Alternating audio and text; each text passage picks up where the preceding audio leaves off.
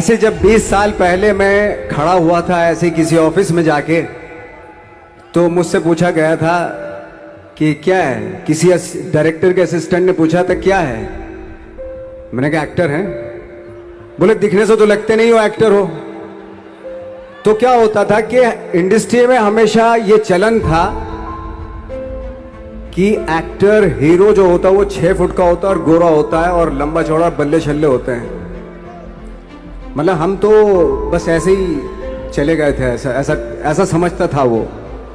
और शिप्रा, मैं आपको यकीन दिलाना चाहता हूं इस चीज का कि मेरे खुद के रिश्तेदारों ने भी, जब मैंने उनसे इच्छा जाहिर की कि मैं एक्टर बनना चाहता हूं, तो उन्होंने भी मुझे डीमोरलाइज किया कि पहले शक्ल तो देख ले अपनी, क्योंकि 5 फुट का छोटा पतला दुबला सा आदमी, काला कलूटा। मुझे खुद को पता नहीं था कि इंडस्ट्री में मेरा क्या हाल होगा, बट एक जिद थी और हजारों लाखों, मतलब सालों साल से इंडस्ट्री में सिर्फ यही चलन था कि एक्टर तो, हीरो तो जो है ऐसा होता है। लेकिन सब ऑड सिचुएशंस के बावजूद भी गए। लेकिन एक चीज मेरे दिमाग में थी कि जो सब कर रहे हैं वो नहीं करना है, तो अलग क्या करूं, अलग क्या होना चाहिए। उसके लिए ट्रेनिंग की जरूरत थी, जो मैंने नेशनल स्कूल ऑफ ड्रामा में आके ट्रेनिंग ली। 3 साल मैंने एक्टिंग की पढ़ाई की वहां पे, और अपनी एक क्राफ्ट के बारे में समझा कि एक्चुअली इस पर्सनैलिटी में अगर मैं लोगों को इम्प्रेस करना चाहता हूं, उसके लिए एजुकेशन की बहुत ज़रूरत है। या जो भी आप काम कर रहे हो उसमें क्राफ्ट, उसका एक्सपर्ट होना बहुत ज़रूरी होता है। ऐसे ही हवा में नहीं कि जैसे पहले होता था, अरे यार तो बहुत खूबसूरत दिखता, फिल्मों में जाके काम करना शुरू कर दे। ऐसा नहीं, किसी चीज़ को बारीकी से जानना, उसके लिए ट्रेनिंग की, एक्सपर्ट्स की, एक्सपीरियंस की ज़रूरत होती है। तो मैंने ट्रेनिंग ली नेशनल स्कूल ऑफ ड्रामा से, और 2000 में मैं पहुंच गया मुंबई। मुंबई पहुंचने के बाद जब हम किसी ऑफिस में जाते थे, आई थिंक उससे पहले चलन नहीं था बिल्कुल भी। हम लोग गए, जैसे मैंने बताया कि ऑफिस में खड़े हो के, भाई हम एक्टर हैं, काम दोगे क्या। तो बोले पहले हुलिया तो देख अपना तू।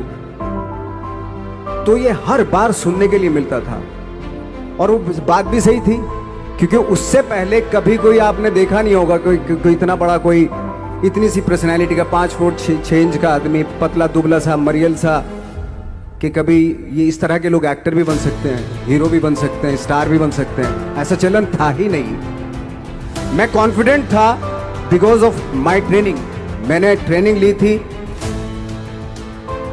और अपनी क्राफ्ट के बारे में बहुत अच्छे से जानता था मैं, और उस चीज का सिर्फ कॉन्फिडेंस था मुझे कि आज नहीं तो कल, कल नहीं तो परसों, या 10 साल या 20 साल या 30 साल के बाद नंबर जरूर आएगा मेरा। मैंने कभी भी अपने को टारगेट नहीं दिया मैंने कि अगर 2 साल ट्राई करके देखता हूं, उसमें अगर हो गया तो ठीक है, वरना कोई दूसरा फील्ड अपना लूंगा। ऐसा कभी नहीं। जिस चीज का पैशन होता है, जज्बा होता है,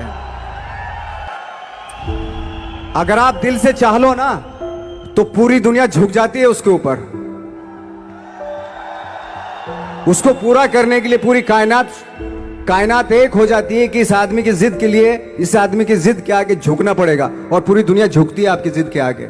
लेकिन आपको जिद्दी होना पड़ता है, आपको बहुत सारे सेक्रीफाइस भी करने पड़ते हैं, क्योंकि ये आपने चाहा है। परीक्षा देनी पड़ती है आपको, जितना बड़ा इम्तिहान होगा उतनी बड़ी परीक्षा भी देनी पड़ेगी। आसान काम नहीं है। छोटे छोटे टारगेट बनाएंगे तो छोटों में निपटारा हो जाएगा। हमेशा अपने आप को टारगेट बढ़ा दो। तो उसके लिए हमेशा अपने आप को अनकंफर्ट जोन में डालो, कि जो इम्पॉसिबल है उसको पॉसिबल करने की शिद्दत, पैशन आपके अंदर होना चाहिए, वो हो जाता है। आज जो दुनिया में इतने सारे एक्सपेरिमेंट हुए हैं, ये सिर्फ इसी बिना पे हुए हैं, पागलपन के जरिए ही हुए हैं ये सारे एक्सपेरिमेंट। एक मैंने कहीं सुना था कि जब आप एक्सपेरिमेंट करते हैं तो फेलियर भी होते हैं, कई बार फेलियर होते हैं। कोई एक एक्सपेरिमेंट करने के लिए, कोई एक चीज करने के लिए बहुत बार हमने भी झेला है, बहुत बार फेलियर हुए हम लोग।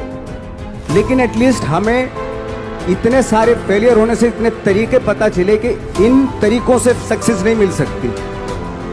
फॉर एग्जाम्पल, एडिसन ने जब बल्ब का आविष्कार किया तो 100 बार एक्सपेरिमेंट किए अपनी ज़िंदगी में। 100 बार एक्सपेरिमेंट करने के बाद जब उसको पता चला कि अरे फॉर्मूला तो ये था बल्ब बनाने का, तो एटलीस्ट उसको ये, उसके साथ साथ उसको ये भी पता चला कि 100 जो तरीके हैं, 100 तरीकों से बल्ब नहीं बनता, ये भी पता चला उन फेलियर्स में उसको।